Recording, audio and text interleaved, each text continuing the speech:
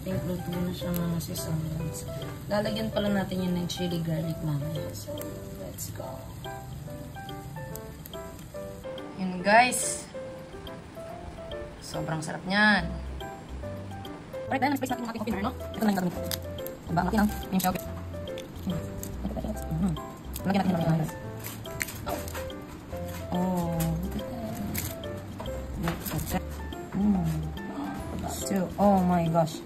That is very look at that. Grabe.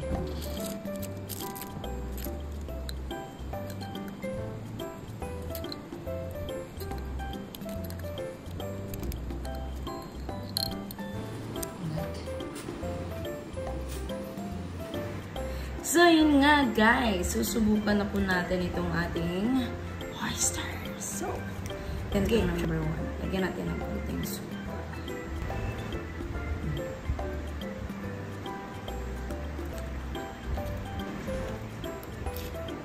Siya. Fairness. This one, napakataba talaga mga sisilaks.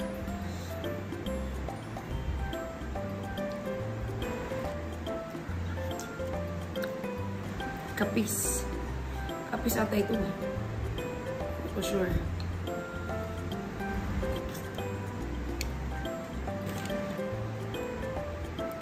Grabe. Masarap pala talaga. Basta may garlic oil and tsaka suka. Mas masarap siguro pag lemon sito talaga. So yun naman mga sasunod. Thank you so much for watching. Paalam!